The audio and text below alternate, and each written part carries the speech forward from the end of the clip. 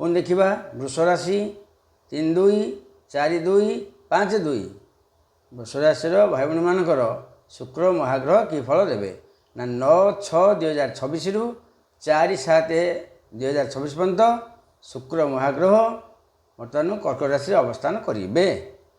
वृष राशि आम जो रहा भाई भाई मैंने रही पृथ्वी जेते एवं वृष लग्न तांकर शुक्र हेले कौन ना षष्ठाधिपति एवं लग्नाधिपति। षष्ठाधिपति लग्नाधिपति लग्नाधिपति तृतीयस्थ से कौन फल देवे। तेणुक शुक्र शुद्धि रही यात्रा काल में शुक्र शुद्धि आवश्यक कड़े यात्रा भी कले किसी अशुभ फल भी ना। तृतीय शुक्र फल कौन देवे ना अकस्मात धन लाभ खुशी खबर सान भाईर सर्व सुख इलेक्ट्रिक जिन घर को आणतु जदि इलेक्ट्रिक जिन किसी आवश्यक अच्छी बड़ बड़ जिन किणा घर को आणतु किसी असुविधा भल पड़ो कि असुविधा हेनी।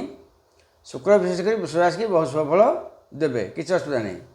सप्तम दृष्टि नवम भाव शनि क्षेत्र मकर राशि को लाभ आमद प्रमोद सामाजिक प्रतिष्ठा और सम्मान लाभ किसी अशुभ फल देवे ना।